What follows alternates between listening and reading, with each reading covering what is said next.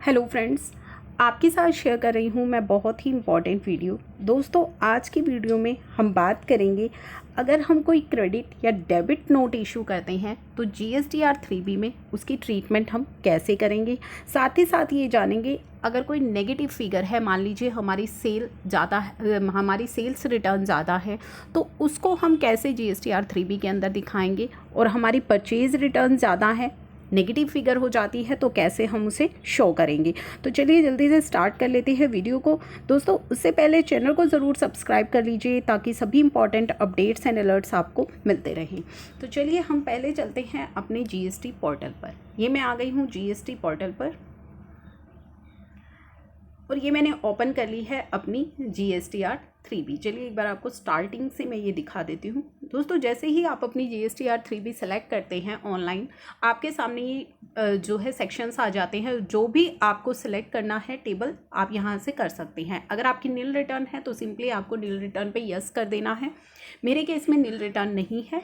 अगर आपने कोई सप्लाई की है गुड्स एंड सर्विसेज की, including nil rated, exempt and non GST supply, और या फिर आपने ऐसी सप्लाई रिसीव की है जिसमें RCM के अंडर आपने टैक्स पे किया है, तो आपको यस कर लेना है, जो कि मैंने यस कर लिया है।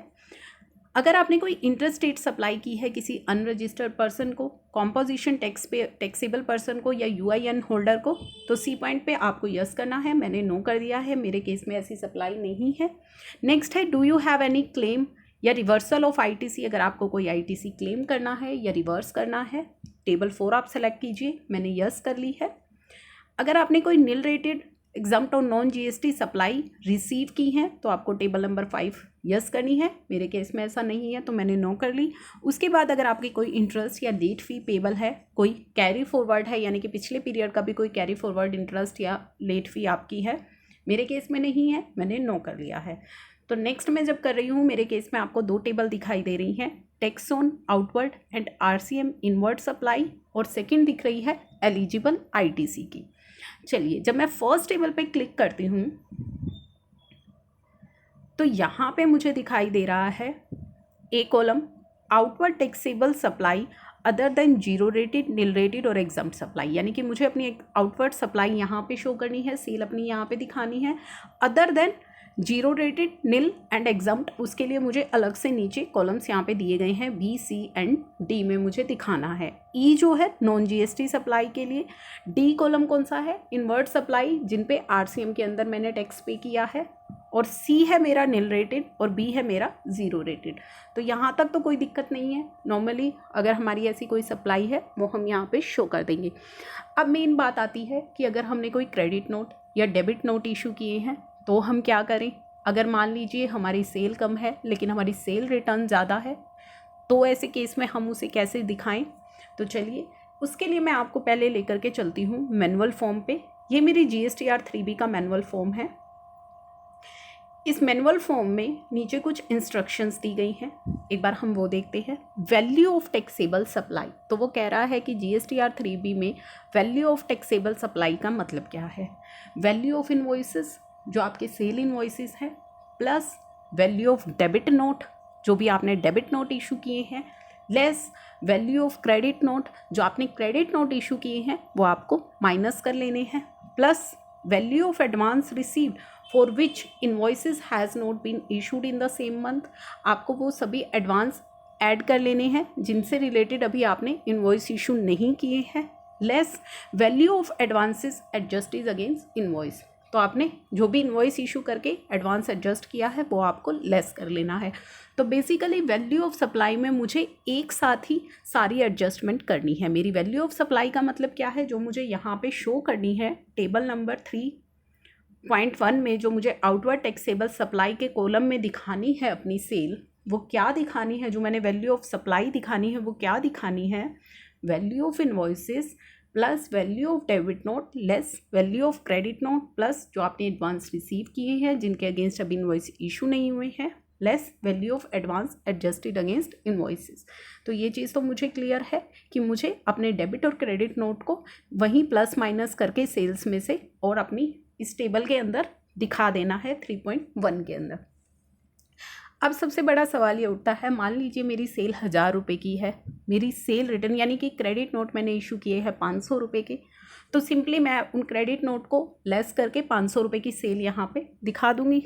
1000 रुपये की मेरी सेल है, 500 रुपये के मेरे क्रेडिट नोट है, 1000 में से 500 मैं लेस करके 500 रुपये यहाँ पे ईजिली दिखा दूँगी। यहाँ तक कोई दिक्कत नहीं है।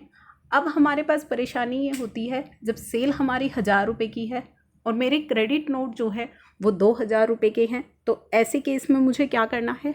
ऐसे केस में यहाँ पे नेगेटिव फिगर आ जाती है। मान लीजिए यहाँ पे अगर आप नेगेटिव फिगर दिखाएंगे तो नेगेटिव फिगर जो है ये एक्सेप्ट नहीं करता है।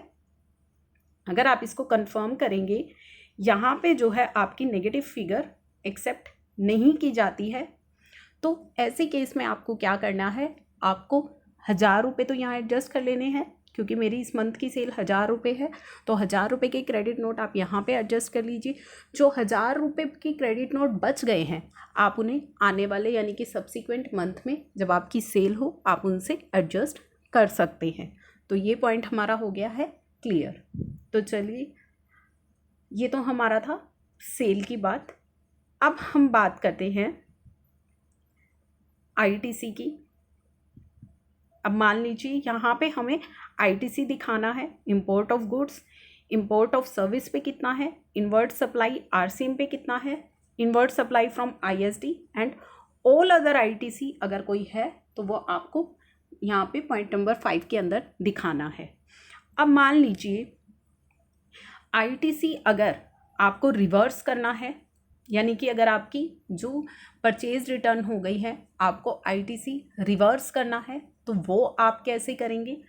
यहाँ पे आपको ITC reverse as per rule 42 and 43 जो हमारा एग्जाम्प्ट सप्लाई से रिलेटेड है, अदर्स में मैं इस आईटीसी को रिवर्स करूँगी। मान लीजिए मेरा 500 रुपये का आईटीसी है, मुझे रिवर्स करना है, मेरा टोटल आईटीसी 1000 रुपये का है और मुझे उसमें से 500 रुपये का रिवर्स करना है, तो मैं यहाँ पे सीधा 500 रुपये दिखा दूँगी। नॉर्मली अगर मेरा यहाँ पे ऑल अदर आईटीसी में मैं 1000 रुपये डालती हूँ और मुझे 500 रुपये का आईटीसी जो है वो रिवर्स करना है, तो कोई प्रॉब्लम नहीं है, मेरा आईटीसी रिवर्स हो जाएगा।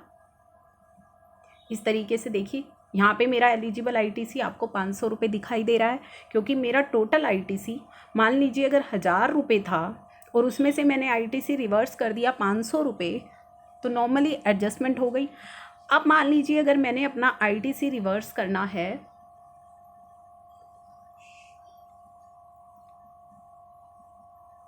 500 की जगह अगर मैंने 1500 अपना आईटीसी रिवर्स करना है, हो सकता है परचेज रिटर्न ज़्यादा हो, कोई पिछले की हो, पिछली कोई परचेज रिटर्न हो, तो ऐसे केस में जो 1500 रुपये मुझे एडजस्ट करना है, देखिए इन्होंने मेरी नेगेटिव फिगर को भी एक्सेप्ट कर लिया है, यानी कि मेरी एलिजिबल आईटीसी -500 आपको यहाँ पे शो कर रही होगी टेबल के अंदर। तो आईटीसी भले ही आपका ज़्यादा रिवर्सल हो, वो आपकी नेगेटिव फिगर को एक्सेप्ट कर लेगा, लेकिन सेल रिटर्न के केस में वो नेगेटिव फिगर नहीं ले रहा है।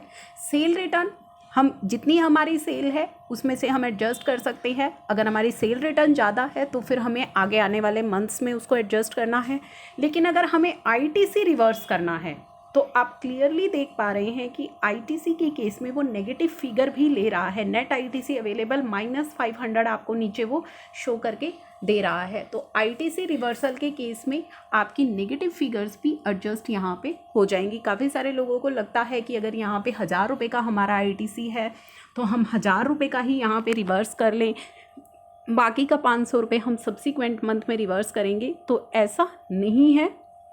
आप यहाँ पे क्लियरली देख पा रहे हैं कि अगर आपका 1000 रुपये का आईटीसी पड़ा है लेकिन आपको रिवर्स करना है 1500 रुपये का, तो फिर ऐसे केस में आपकी नेगेटिव फिगर भी जो है वो एडजस्ट की जा रही है, और वो जब आप अपनी आउटपुट टैक्स लायबिलिटी जब पे करेंगे तो वहाँ पे ये नेगेटिव फिगर ऑटोमेटिकली एडजस्ट हो जाएगी। तो आपको ये दो चीज़ें यहाँ पे क्लियर होनी बहुत ज़्यादा ज़रूरी है। एक तो आपको अपने debit note and credit note को किस तरीके से दिखाना है, जो मैंने अभी आपको इंस्ट्रक्शंस में दिखाया कि आपको वो अपनी आउटवर्ड सप्लाई में से ही एडजस्टमेंट करनी है। तो यहाँ पे उसने बोला है details of advances as well as adjustment of same against invoices to be adjusted and not shown separately. तो आपको ये जो एडवांसेस की आप डिटेल्स दिखाएंगे और जो एडजस्ट करेंगे, इनको कहीं भी सेपरेटली आपको शो करने की ज़रूरत नहीं है। Next, amendment in any detail to be adjusted and not shown separately. अगर आप किसी भी डिटेल में कोई अमेंडमेंट कर रहे हैं तो वो भी आपको सेपरेटली GSTR 3B में कहीं और शो करने की ज़रूरत नहीं है। तो आई होप ये चीज़ें अब आपको हो गई होंगी clear. Thank you for watching.